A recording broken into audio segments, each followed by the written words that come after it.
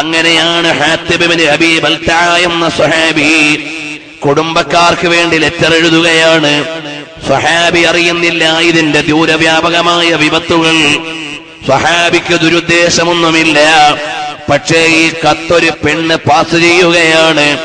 ഉടനെ നബി തങ്ങൾ എന്ന നേതാവിന്റെ ആക്ഷനാണ്. അലി റളിയല്ലാഹു അൻഹുവിനെ വിളിക്കുന്നു, സുബൈർ ഇബ്നുൽ അവ്വാം തങ്ങളെ വിളിക്കുന്നു, മിഖ്ദാദ് റളിയല്ലാഹു അൻഹുവിനെ വിളിക്കുന്നു.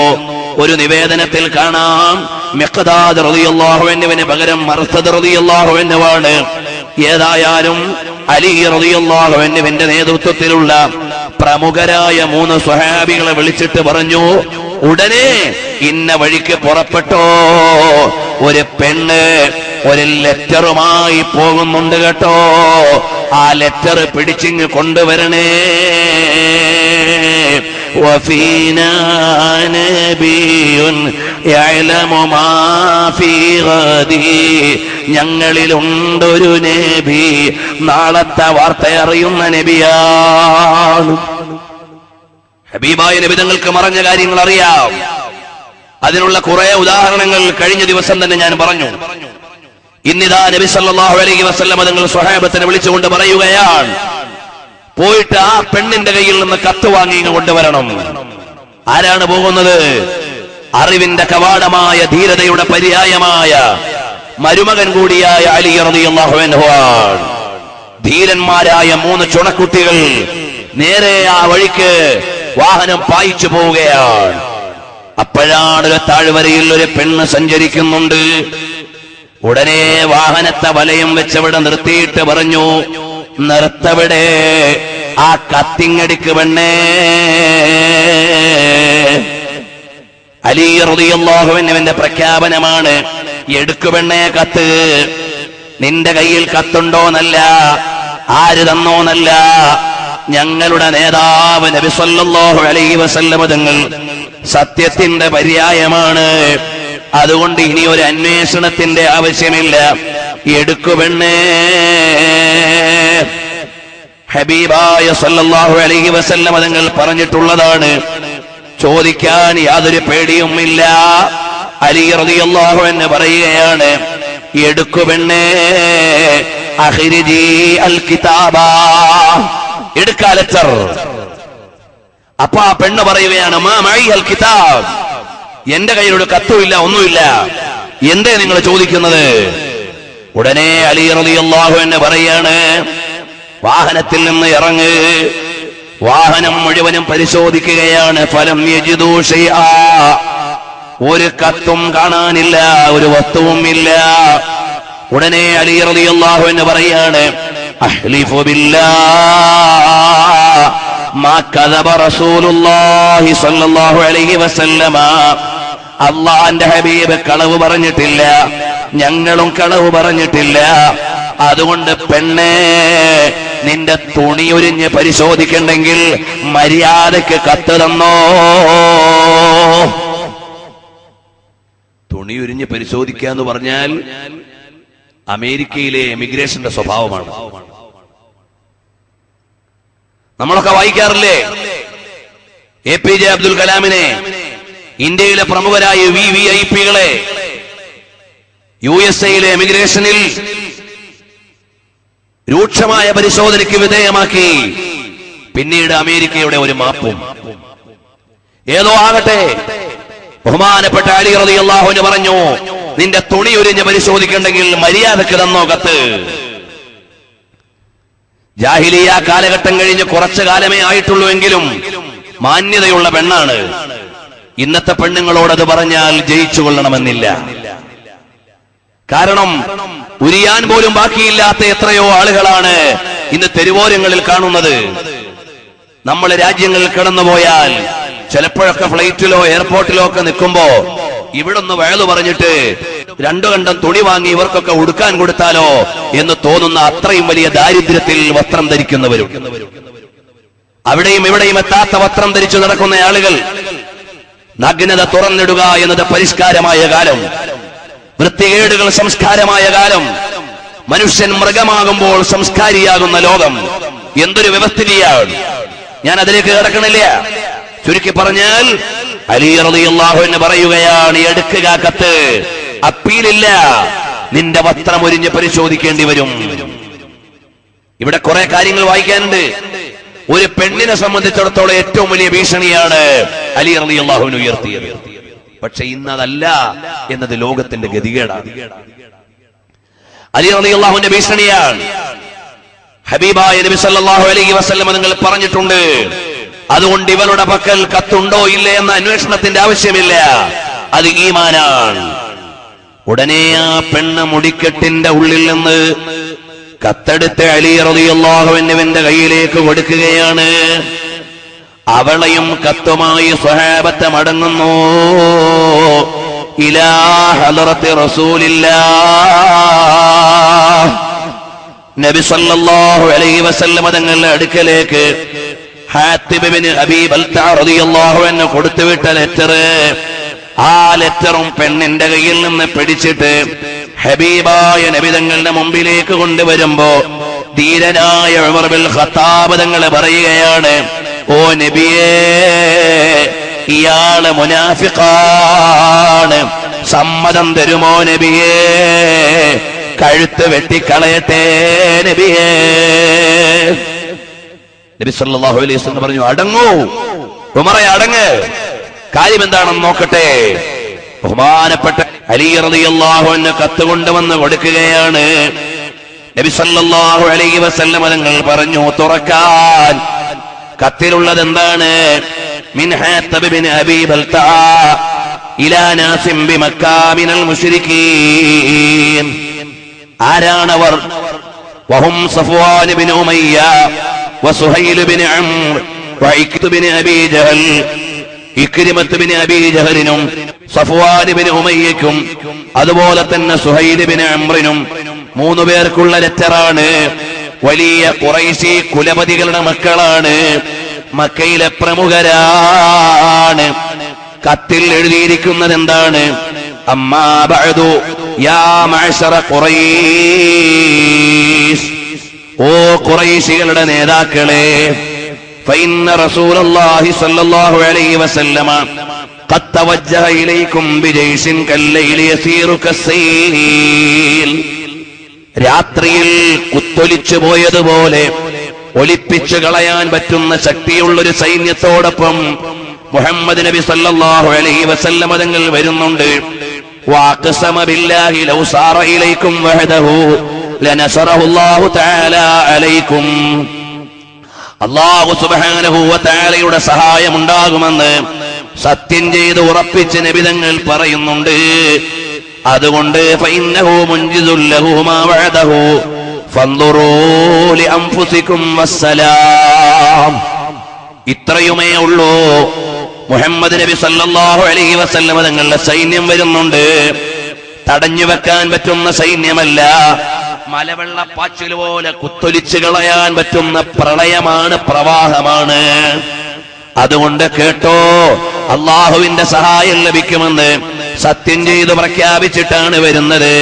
നിങ്ങൾ നിങ്ങളുടെ തടി കാത്തോളണേ എന്ന ആശയമുള്ള കത്താണ് ബഹുമാനപ്പെട്ട അലി റളിയല്ലാഹു അൻഹു പെണ്ണിന്റെ കയ്യിൽ നിന്ന് പിടിച്ചുകൊണ്ടുവന്ന് വായിക്കുകയാണ്. ഉടനെ നബി തങ്ങൾ വിളിച്ചു, ഹാത്തിബേ, ഹബീബായ നബി തങ്ങൾ വിളിക്കുകയാണ്, ഇങ്ങ് വരൂ ഹാത്തിബേ. അടുത്തേക്ക് വരികയാണ്. അതഅരിഫു ഹാദൽ കിതാബ്, ഈ ലെറ്റർ പരിചയമുണ്ടോ ഹാത്തിബേ? ഖാല നഅം, അതേ ഉണ്ട് നബിയേ. മാ ഹമലക അലാ ഹാദാ, എന്തിനാ മോനെ ഈ ലെറ്റർ എഴുതിയത്? ഉടനെ ആ സ്വഹാബി പറയുകയാണ്, ലാ തഅജൽ അലയ്യ യാ റസൂലല്ലാഹ്, അമാ വല്ലാഹി ഇന്നി ലമുഅ്മിനുൻ ബില്ലാഹി വറസൂലിഹി മാ ഗയ്യർതു വലാ ബദ്ദൽതു വലം അഫ്അൽഹു ഇർതിദാദൻ അൻ ദീനി വലാ റിളൻ ബിൽ കുഫ്രി ബഅദൽ ഇസ്ലാം. ഓ നബിയേ, പെട്ടെന്ന് തീരുമാനമെടുക്കല്ലേ നബിയേ. പൊടുന്നനെ ആക്ഷൻ എടുക്കല്ലേ നബിയേ. ഞാൻ ഇസ്ലാമിൽ നിന്ന് അപ്പുറം കുഫറിനെ ഇഷ്ടപ്പെട്ടിട്ടില്ല നബിയേ. എന്റെ മതം മാറിയിട്ടില്ല നബിയേ. ഇത് വഞ്ചനയ്ക്ക് ചെയ്തതല്ല നബിയേ. തങ്ങള് എന്റെ മേൽ പെട്ടെന്ന് തീരുമാനമെടുക്കല്ല. പിന്നെ ഞാൻ എഴുതാനുള്ള കാരണം, എനിക്ക് ഈ വരുന്ന സംഘത്തിലൊന്നും എനിക്കൊരു കുടുംബക്കാരുമില്ല, എനിക്ക് ചങ്ങാതിമാരില്ല, എനിക്ക് സ്വഹാബത്തിന്റെ അഥവാ ഇപ്പോൾ മദീനയിൽ നിന്ന് മക്കയിലേക്ക് പോകുന്ന സംഘത്തിൽ എന്റെ അടുത്ത കുടുംബക്കാരൊന്നുമില്ല. അതുകൊണ്ട് എനിക്കാരോരുമില്ലാതെ മക്കയിലെത്തുമ്പോ എന്റെ കുടുംബക്കാരെ ഒരു മുന്നറിയിപ്പ് നൽകിയാൽ അവരെങ്കിലും എനിക്കുണ്ടാകാൻ വേണ്ടിയാണ്, അല്ലാതെ ദുരുദ്ദേശത്തോടെ ചെയ്തതല്ല. പെട്ടെന്ന് തീരുമാനമെടുക്കല്ലേ നബിയേ. എന്തൊരു വികാരപരമായ രംഗമാണ്. ഒരു രാജ്യത്തിന്റെ സ്വകാര്യതകളെ എങ്ങനെ കീപ്പ് ചെയ്യണമെന്ന് പഠിപ്പിക്കുകയാണ്. അള്ളാഹുവിന്റെ ദീൻ ഹബീബിലൂടെ അവതരിപ്പിക്കുമ്പോൾ ലോകാവസാനം വരെയുള്ള എല്ലാവർക്കുമുള്ള മാതൃകയാണ്. എല്ലാവരെയും മുസ്ലിമായി പടയ്ക്കാൻ അള്ളാഹുവിന് കഴിവുണ്ട്. പക്ഷേ അതവന്റെ തീരുമാനമല്ല. ഒരാളും എതിർപ്പില്ലാതെ ജനങ്ങളെ അംഗീകരിപ്പിക്കാൻ പടച്ചവന് അധികാരമുണ്ട്. പക്ഷേ അത് അള്ളാഹുവിന്റെ സുന്നത്തല്ല. അബൂജഹൽ ശല്യക്കാരനാണെങ്കിൽ പടയ്ക്കാതിരിക്കാൻ അധികാരം റബ്ബിനുണ്ടായിരുന്നു. പക്ഷേ അത് റബ്ബിന്റെ വ്യവസ്ഥിതിയല്ല. ഇനി പടച്ചുപോയി എന്നാണെങ്കിൽ അവനെ കൊന്നുകളയാനുള്ള അധികാരം റബ്ബിനുണ്ട്. പക്ഷേ അള്ളാഹുവിന്റെ തീരുമാനം അങ്ങനെയല്ല. ബദർ നടത്തിയിട്ട് അള്ളാന്റെ മാർഗത്തിൽ കൂലി കിട്ടുന്ന സ്വഹാബത്ത് വേണം. ഉഹദിൽ ഷഹീദായിട്ട് പദവി ലഭിക്കുന്ന മുഹിബ്ബീങ്ങൾ വേണം. അധ്വാനിക്കേണ്ടത് എങ്ങനെയെന്ന് പഠിപ്പിച്ചു തരണം. ഒരു പ്രതിയോഗി ഉണ്ടാകുമ്പോഴാണ്, മാർഗഭ്രംശമുണ്ടാകുമ്പോഴാണ് മാർഗദർശനത്തിന് മൂല്യമുള്ളത്. രാവും പകലും വന്നപ്പോഴാണ് പകലിന്റെ വെളിച്ചമറിയുന്നത്, രാവിന്റെ തണുപ്പറിയുന്നത്. അതുകൊണ്ട് തന്നെ ഹബീബായ നബി സല്ലല്ലാഹു അലൈഹി വസല്ലം തങ്ങളുടെ ജീവിതം, വിദേശ അംബാസഡർമാർ, നമ്മുടെ രാജ്യത്തുള്ള മറ്റു സംഘടനകൾ, ഇന്ത്യയും പാകിസ്ഥാനും തമ്മിലുള്ള ചർച്ചകൾ, ബോർഡറിൽ നടക്കേണ്ട തീരുമാനങ്ങൾ, ഇന്ത്യയുടെയും ചൈനയുടെയും ബോർഡറിൽ വേലി മാറ്റി കിട്ടുന്ന ചൈനയോട് നേരത്തെ എങ്ങനെയാണ് നിലപാട് വേണ്ടത്, ഇതെല്ലാം മദീനയിലുണ്ട്. സറാപ്പാച്ചമനെ ദിയാറേ മദീന ദവാമാശനാ ഹേ ബഹാറേ മദീന. മദീനായുടെ മണൽപ്പരപ്പിരുന്ന മാലോകരുടെ ഹൃത്തടങ്ങളിൽ ആധികാരികതയുടെ നിയമനിർദ്ദേശങ്ങളെ അളവ് തെറ്റാതെ കൃത്യതയോടെ അവതരിപ്പിച്ച അത്യുജ്വലമായ നേതൃപ്രഭാവമാണ് മുഹമ്മദുർ റസൂലുള്ളാഹ് സല്ലല്ലാഹു അലൈഹി വസല്ലം.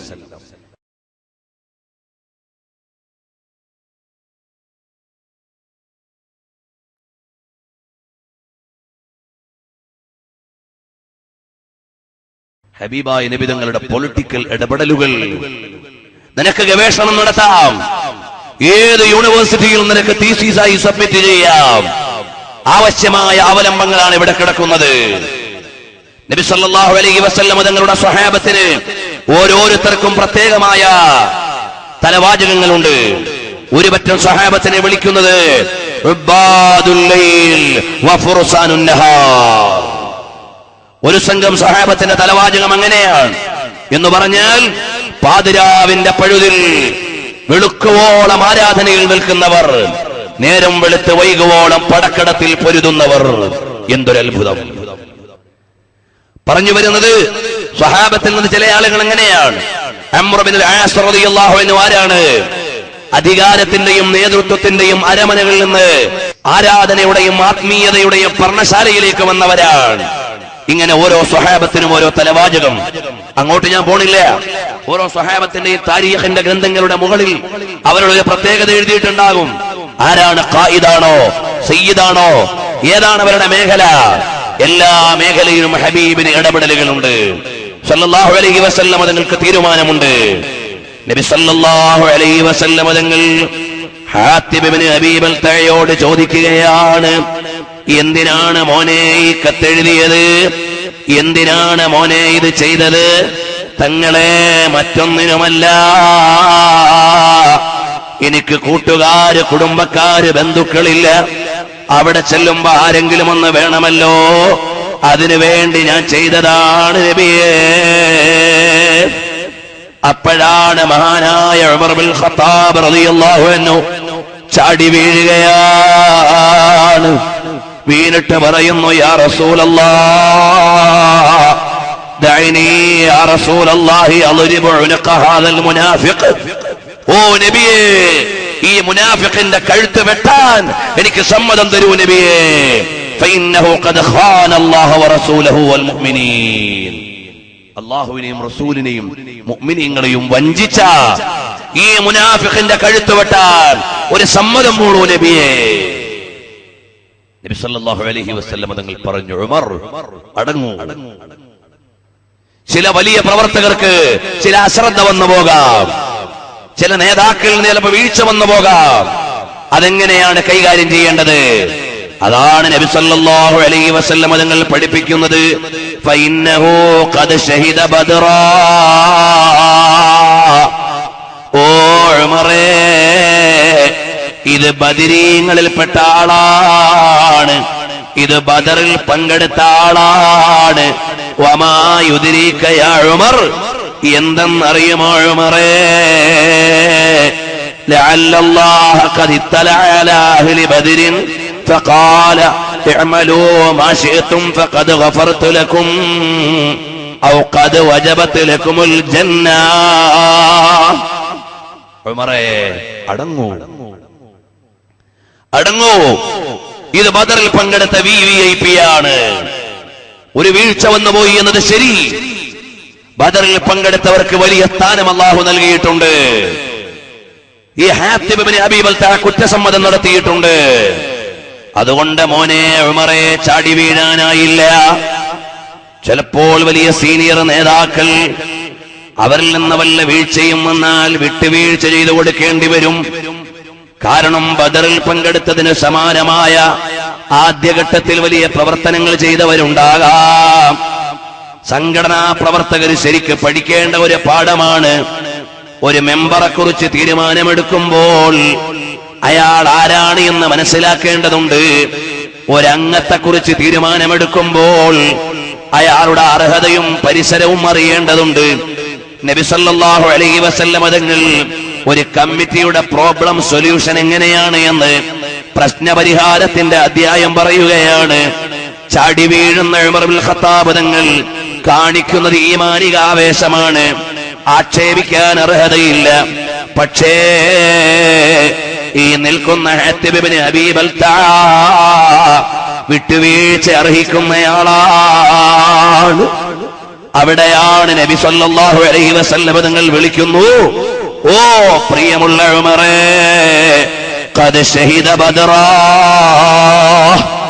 ഇദ്ദേഹം ബദറിൽ പങ്കെടുത്തയാളാണ്. അല്ലാഹു ബദറിലേക്കൊന്ന് നോക്കിയിട്ട് വിളിച്ചു പറയുകയാണ്, നിങ്ങൾക്ക് ഇഷ്ടമുള്ളത് ചെയ്തോ, വജബത് ലക്കുമുൽ ജന്ന, നിങ്ങൾക്ക് സ്വർഗമുണ്ടെന്ന് പറഞ്ഞതാണ്. അങ്ങനെയുള്ള ബദറിലെ മെമ്പറാണ്. അവിടെ നോക്കണം, ഉമർ റളിയല്ലാഹു അൻഹു കൊച്ചുകുട്ടിയെ പോലെ കരയുകയാണ്. ഈറ്റപ്പുലിയെ പോലെ ചാടി വീണു വന്ന ഉമർ റളിയല്ലാഹു അൻഹു. അതാണ് ചരിത്രം പറയുന്നത്. നബി സല്ലല്ലാഹു അലൈഹി വസല്ലം തങ്ങൾ ഇതങ്ങ് പറഞ്ഞു കഴിയുമ്പോ ഫദമഅത ഐനാ ഉമർ, ഉമർ റളിയല്ലാഹു അൻഹുവിന്റെ കണ്ണുകൾ ഒലിക്കുകയാണ്. അല്ലാഹു വറസൂലുഹു അഅലം, അല്ലാഹു വറസൂലുഹു അഅലം.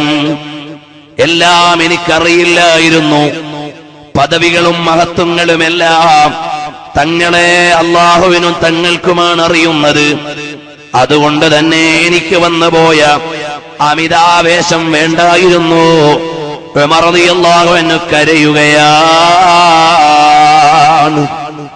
അല്ലാഹുവിന്റെ പരിശുദ്ധമായ ഖുർആൻ ഈ രംഗം വ്യക്തമായി വിശദീകരിച്ചുകൊണ്ട് യാ അയ്യുഹല്ലദീന ആമനൂ ലാ തത്തഖിദൂ അദുവീ വഅദുവകും ഔലിയാ. നിങ്ങൾ നിങ്ങളുടെ ശത്രുക്കളെ, ദീനിന്റെ ശത്രുക്കളെ നിങ്ങൾ ഒരിക്കലും കാര്യകർത്താക്കളായി സഹായികളായി സ്വീകരിക്കരുത്. ഹാത്തിബിന്റെ നിലപാട് ശരിയായില്ല, അറിയാതെ വന്നു പോയതാണ്, നിലപാടിൽ വന്ന വീക്ഷണ വ്യത്യാസമാണ്. രണ്ടും മനസ്സിലാക്കി കൊടുക്കാൻ പരിശുദ്ധമായ ഖുർആൻ അവതരിക്കുകയാണ്. പ്രിയമുള്ളവരെ, ഇവിടെ എത്ര അനുബന്ധങ്ങളാണ് അയിമ്മത്തി എഴുതി വെക്കുന്നത്, എന്തൊക്കെ തീരുമാനങ്ങളുടെ അധ്യായങ്ങളാണ് പണ്ഡിതന്മാര് പറഞ്ഞു തരുന്നത്. നബി സല്ലല്ലാഹു അലൈഹി വസല്ലം തങ്ങളുടെ കണിശമായ ഒരു മുന്നേറ്റം മദീനയിലേക്ക് വരാൻ പോവുകയാണ്. ഇതൊക്കെ വായിച്ചു നോക്കുമ്പോൾ എന്റെ പ്രിയമുള്ള യുവാക്കളെ, നേരം പോക്കിന് വേണ്ടി പാട്ട് കേട്ട് കൂത്തുകണ്ട് സിനിമ കണ്ട് നാടകം കണ്ട് രാവുകൊന്ന് ദിനങ്ങൾ ഇല്ലായ്മ ചെയ്യുന്നവരെ, എത്ര നല്ല അധ്യായങ്ങളാണ് വായിക്കാൻ കിടക്കുന്നത്. ആ അധ്യായങ്ങൾ മറന്നു പോകല്ലേ. നമുക്ക് ഹബീബായ നബി തങ്ങളെ വായിക്കാൻ നേരില്ല. സിനിമകളുടെയും സീരിയലുകളുടെയും പിന്നിലാണ് നമ്മൾ. ഉമ്മമാര് പെങ്ങന്മാര് മക്കൾക്ക് ദീനി അധ്യായങ്ങൾ പറഞ്ഞു കൊടുക്കാനില്ല. അവരേതോ ലോകത്താണ്. ആൽബം സോങ്ങുകളുടെ പേരിൽ ദീനിയായ മൂല്യങ്ങളെ പണയം വെച്ച് കളയുന്ന എത്ര ആളുകളാണ്. ചെറുപ്പക്കാരെ, നിങ്ങൾ നേരം പോക്കിന് വേണ്ടി ആൽബം സോങ്ങുകളുടെയും സിനിമാ സോങ്ങുകളുടെയും പിന്നാലെ പോകാൻ പാടില്ല. ഈ സമുദായത്തിലെ പെൺകുട്ടികളെ അവരുടെ താൽക്കാലികമായ വികാരങ്ങളെ ചൂഷണം ചെയ്യാനും വഞ്ചനയിലൂടെ അവരുടെ മാനഹാനി വരുത്താനും അവരെ മൂല്യങ്ങളെ ഇല്ലായ്മ ചെയ്യാനുമാണ് ആൽബം നിർമ്മാതാക്കളുടെയും ആസ്വാദകരുടെയും ലോകമിന്ന് ഇറങ്ങിക്കൊണ്ടിരിക്കുന്നത്. പെങ്ങളെ, അതിന് പിന്നാലെ വീണു പോകല്ലേ മോളെ. എന്റെ ഈമാനുള്ള യുവാക്കളോട് പറയട്ടെ, അല്ലാഹുവിന്റെ ഹബീബ് മുഹമ്മദുർ റസൂലുള്ളാഹ് സല്ലല്ലാഹു അലൈഹി വസല്ലം തങ്ങളുടെ ജീവിതം ഒന്ന് പഠിക്കണേ മോനെ. आंखों में बस गया है मदीना हुजूर का, बेकस का आसरा है मदीना हुजूर का. आंखों में बस गया है मदीना हुजूर का, बेकस का आसरा है मदीना हुजूर का. ലോകത്തുള്ള മുഴുവൻ നന്മയുടെയും മേന്മയുടെയും അധ്യായങ്ങൾ രചിച്ചതാണ് വിശ്വറസൂൽ മുഹമ്മദുർ റസൂലുള്ളാഹി സല്ലല്ലാഹു അലൈഹി വസല്ലം. നമ്മൾ ഇന്ന് ചരിത്രം പഠിക്കുന്നില്ല. നബി സല്ലല്ലാഹു അലൈഹി വസല്ലം തങ്ങളെ വായിക്കാൻ നേരില്ല. ആവർത്തിച്ചു പറയുന്നത് ആകുലത കൊണ്ട് മാത്രമാണ്. എന്റെ ശബ്ദം പലയിടങ്ങളിലും ഇരുന്ന് കേൾക്കുന്നവരുണ്ടാകാം.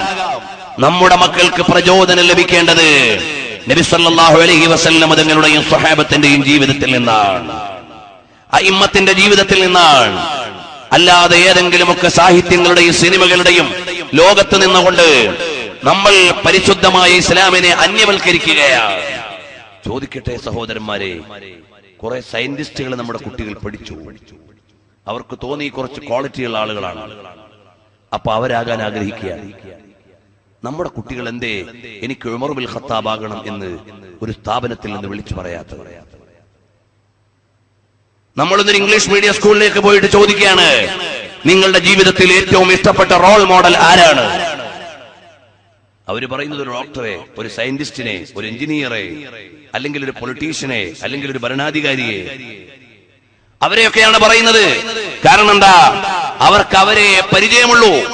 അതാണ് കാരണം.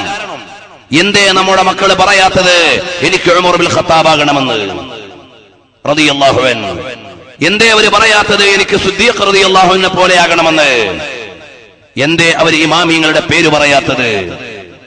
എന്തേ അവര് മഹാന്മാരായ പണ്ഡിതന്മാരുടെ നാമങ്ങൾ പറയാത്തത്? അവർക്കറിയില്ല. നബവി ഇമാം റളിയല്ലാഹു അൻഹുവിനെ പഠിക്കുന്ന ഒരു മുത്തഅല്ലിം അവിടുത്തെ ജീവിതത്തിൽ അനുഗ്രഹം ലഭിക്കണേ എന്ന് കൊതിക്കുകയാണ്. അത് നബവി ഇമാമിനെ അറിയുമ്പോഴാണ്. ഉമർ റളിയല്ലാഹു അൻഹുവിനെ പഠിക്കുന്ന ഒരാൾ ഉമർ റളിയല്ലാഹു അൻഹുവിനെ പോലെ ധീരതയുള്ള ആളാകണമെന്ന് ആഗ്രഹിക്കുകയാണ്. അതുകൊണ്ടാണ് MK ഗാന്ധി ഉമർ റളിയല്ലാഹുവിനെ പഠിച്ചപ്പോൾ അവിടുത്തെ ഭരണം ഇന്ത്യക്ക് നല്ലതാണ് എന്ന് പറഞ്ഞത് അദ്ദേഹം വായിച്ചതുകൊണ്ടാണ്. അതുപോലെ മഹാന്മാരായ ഇമാമിയങ്ങളുടെ നിലപാടുകളെ എഴുതുകയാണ്.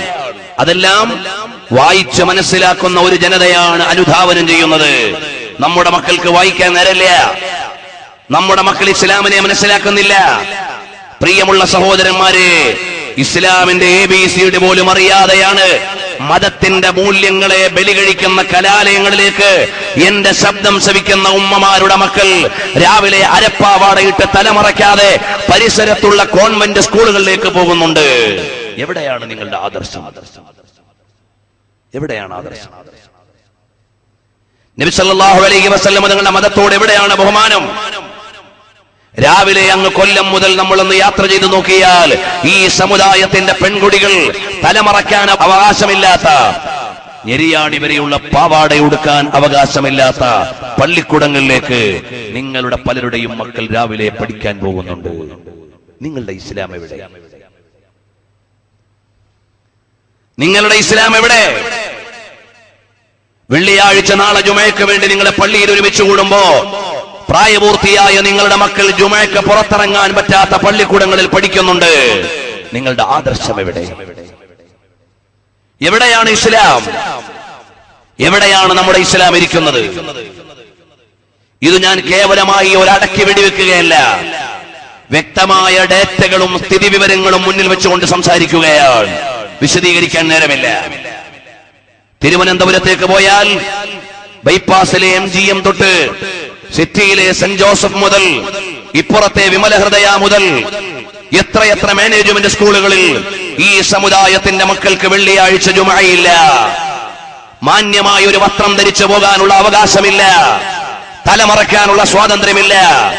നമ്മുടെ മുത്തുനബി സല്ലല്ലാഹു അലൈഹി വസല്ലം തങ്ങളുടെ ഇസ്ലാമിനെ നെഞ്ചിലേറ്റി എന്ന് അവകാശപ്പെടുന്ന ഇസ്ലാമിന്റെ രക്ഷിതാക്കൾക്ക് മതത്തെ ബലികഴിച്ചിട്ട് ഏത് പടിഞ്ഞാറിന്റെ വിജ്ഞാനമാണ് വേണ്ടത്?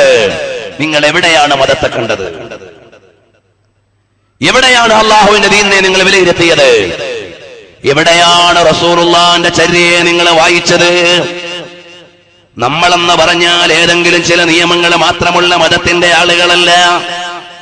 ഹബീബായ മുഹമ്മദുർ റസൂലുള്ളാഹ് സല്ലല്ലാഹു അലൈഹി വസല്ലമ തങ്ങളെ അറിയുമോ? ഇരിക്കേണ്ടതെങ്ങനെ, കിടക്കേണ്ടതെങ്ങനെ, നടക്കേണ്ടതെങ്ങനെ, ചലിക്കേണ്ടതെങ്ങനെ, ചരിക്കേണ്ടതെങ്ങനെ, ചിരിക്കേണ്ടതെങ്ങനെ, കരയേണ്ടതെങ്ങനെ, ദുഃഖം രേഖപ്പെടുത്തേണ്ടതെങ്ങനെ, ആഹ്ലാദിക്കേണ്ടതെങ്ങനെ, എല്ലാം പറഞ്ഞു തന്ന നേതാവാണ്. നൂഴുക്കി സാഗർ നൂഴുക്കി ജൽവാ നൂഴുക്കി ജൽ കാജാ മദീന തുജേ സലാം. അതാണ് നമ്മുടെ നേതാവ്. നിങ്ങൾ റസൂലുള്ളാഹിനെ ഇഷ്ടപ്പെടുന്ന ഒരു രക്ഷിതാവാണെങ്കിൽ നിങ്ങളുടെ മകളെ മുട്ടുവരെയുള്ള പാവാട ഉടുത്തൊരു മദ്രസ പള്ളിക്കൂടത്തിലേക്ക് വിടാൻ നിങ്ങൾക്ക് സാധിക്കൂല. നിങ്ങൾ നബി സല്ലല്ലാഹു അലൈഹി വസല്ലം നിങ്ങളുടെ ആദർശത്തെ മാനിക്കുന്നവരാണെങ്കിൽ തലമറയ്ക്കാതെ പോകേണ്ട ഒരു പള്ളിക്കൂടത്തിലേക്ക് നിങ്ങളുടെ മകളെ വിടാൻ നിങ്ങൾക്ക് സാധിക്കൂല. നിങ്ങൾ ഹബീബായ നബി തങ്ങളുടെ മതത്തിന്റെയും ആദർശത്തിന്റെയും ആളാണെങ്കിൽ വെള്ളിയാഴ്ച ജുമഅയ്ക്ക് പോലും വിടാത്ത ഒരു പള്ളിക്കൂടത്തിലേക്ക് ഹയർ സെക്കൻഡറി വരെയുള്ള നിങ്ങളുടെ മക്കളെ വിട്ടിട്ട് പള്ളിയിൽ വന്നിട്ട് മഅശറൽ മുസ്ലിമീൻ കേട്ടുകൊണ്ടിരിക്കാൻ നിങ്ങൾക്ക് കഴിയില്ല. ഒരു തെറ്റ് ചെയ്യുമ്പോൾ ഹൃദയത്തിൽ ഒരു പുള്ളി വീഴും. ഒരു ജുമഅ നഷ്ടപ്പെടുമ്പോൾ നിങ്ങളുടെ മക്കളുടെ ഹൃദയത്തിൽ ഒരു കറുത്ത വര വീഴും. അടുത്ത വെള്ളിയാഴ്ച അത് കനക്കും. വീണ്ടും അവരുടെ ഹൃദയം കടുത്തുകൊണ്ടിരിക്കും.